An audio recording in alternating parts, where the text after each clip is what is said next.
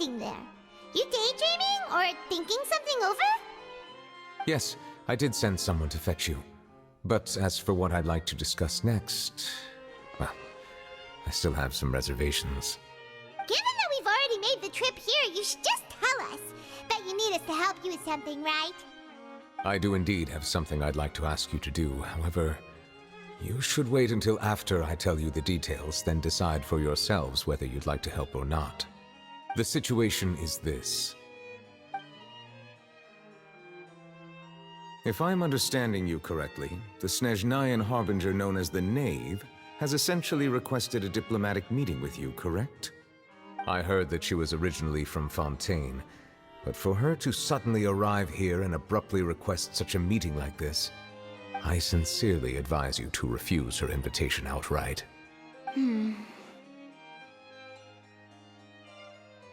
I'm sure you're aware that her purpose is most likely related to Child's recent predicament.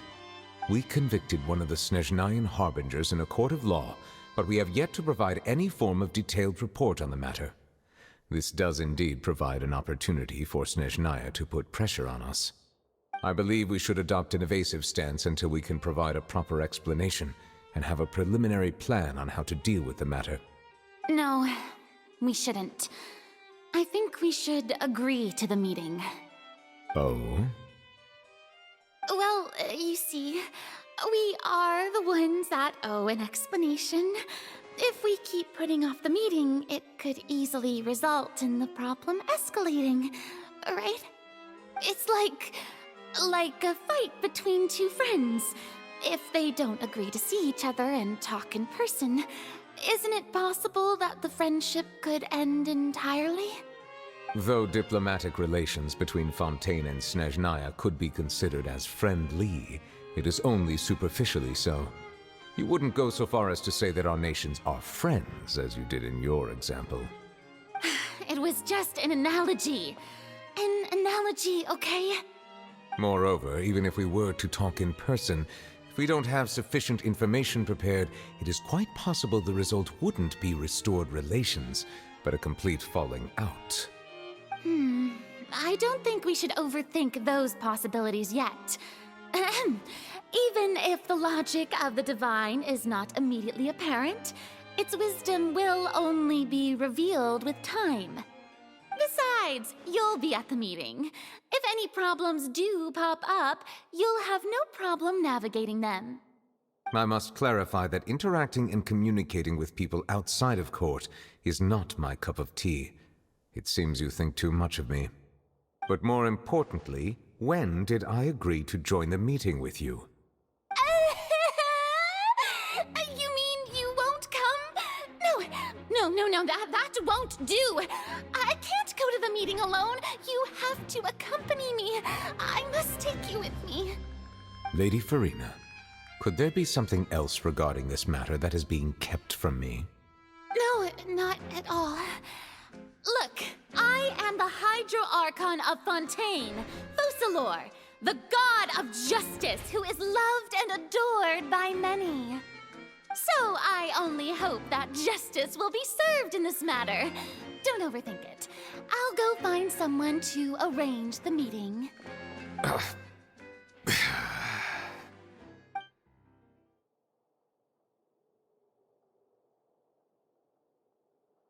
Though it could officially be considered a diplomatic conference, I prefer to see our meeting today as an ordinary tea party. I assume you see it the same way, Miss Furina?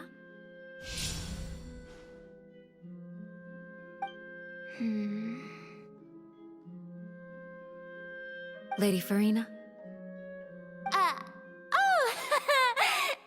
Yes, that's right. Just like you said, a tea party. I should thank you for providing the pastries. They look delectable. To make this tea party even more lively, I've invited someone else to join us today. It's a pleasure to meet you, Monsieur NEUVILETTE. I was born in Fontaine, so naturally, there's no need to introduce the nation's revered Eudex to me. Hello. The pleasure is also mine.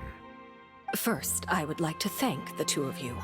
I'm often away on business outside of Fontaine, and I'm told that the children of the House of the Hearth have been well taken care of by you. Oh, I'm not referring to when my children, Linny and Lynette, were falsely accused by you. Please don't misunderstand. The children of the House of the Hearth are often misunderstood, perhaps due to the reputation of the Fatui. There's no getting around that. All I meant to say is that Fontaine has been stable in recent years. The people are well off and the children lead happy, fulfilled lives. That is something truly worth cherishing, and no one wishes to disrupt such peace. Now then, you have come regarding the matter of child, correct? Well, yes. It appears the ever-busy Iudex NEUVILETTE doesn't wish to waste time with diplomatic pleasantries, and hopes that we can get straight to the point of our talk. Yes, as you surmised, understanding Child's situation is indeed one of the goals of this trip. As we are both diplomats from Snezhnaya as well as Fatui harbingers, Child and I have always been colleagues. Were anything to happen in Fontaine, each of us would serve as the other's attorney to resolve the issue. So now, in my capacity as his attorney, I request that Child be turned over to Snezhnaya. We have a responsibility to cooperate with Fontaine and resolve what has happened to him together. The rules governing attorneys only apply before a trial has concluded. Since a verdict has already been rendered, we see the case as settled. I apologize for being unable to grant your request. An outright refusal. Very well. I respect all the rules of Fontaine's courts, just as I respect you as Chief Justice. Okay, why don't we back up a step? You don't need to transfer Child to us. I only request to enter the fortress of Meripede to see Child and confirm his condition. It's not like you couldn't even manage to fulfill a simple request like that. Right, Miss Farina? About that. The fortress of Meripede has always been completely autonomous. Even we have no authority to interfere there, and diplomatic issues do not suffice as an excuse. However, if you absolutely must confirm the situation of the Harbinger, I have a proposal.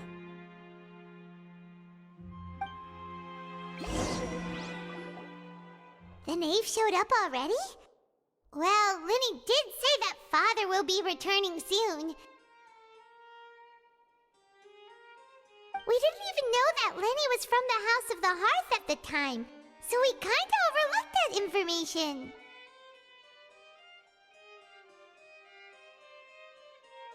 Yes, thank you for your kind advice. I'm well aware of the situation.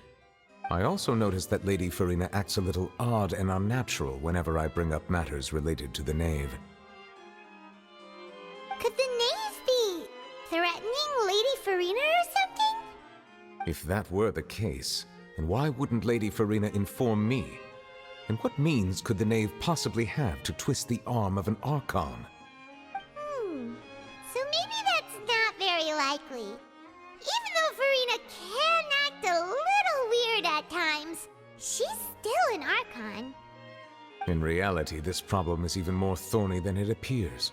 According to reports from the fortress of Meripede, Child recently disappeared under mysterious circumstances.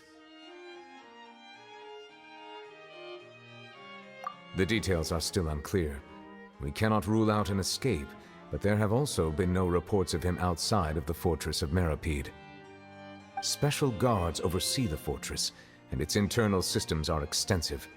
Combined with the special characteristics of the surrounding terrain, an escape should not be possible. I suspect that there's something else behind Child's disappearance. I was only willing to share this information with you because you are friends of Child, and it is my duty to see justice done. So this is what you wanted to see us about before. Yes. I would like you to go to the fortress of Meripede and investigate Child's disappearance. This was my proposal during our meeting with the knave. Rather than allowing her to intervene, I offered to send someone to find out about Child's situation and report back to her in detail. The knave did not seem satisfied by my proposal, but she still agreed to go along with it for the time being. Her words were, "We will talk more once we have that report." So that means we bought ourselves some time. Firstly, you're already acquainted with Child. Your eyes may discern relevant details there that others would miss. And secondly, is the consideration of the unique nature of the Fortress of Meripede. Isn't it just Fontaine's prison?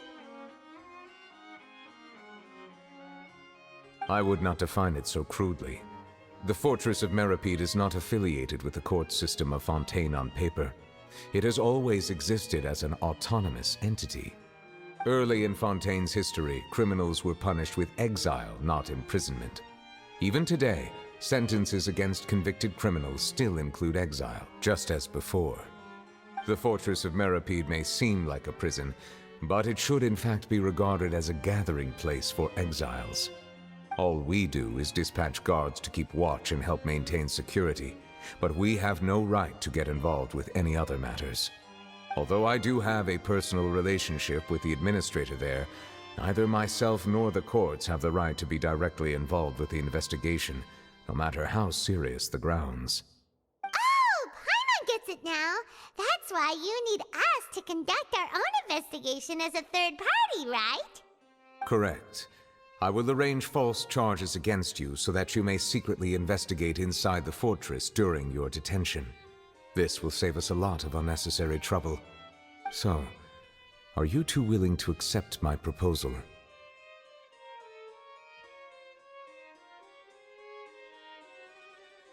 Yeah, no matter how you look at it, it seems we're the best choice. Alright, we hereby accept this difficult task. Reluctantly. You two have my sincere thanks. This matter is of critical importance to Fontaine's current situation. Also, I hope that both of you can keep this operation a secret.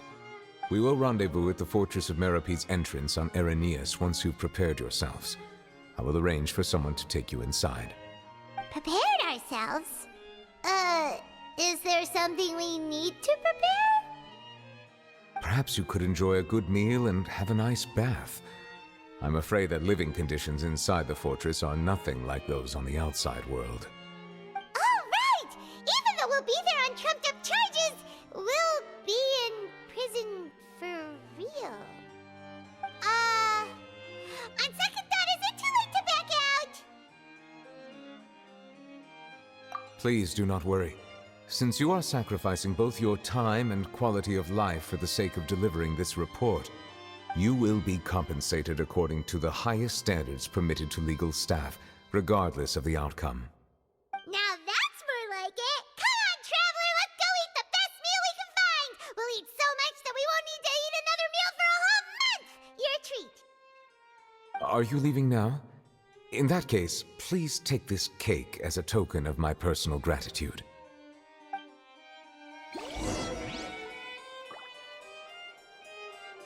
Oh, no need to thank me for it. Just be sure to enjoy it.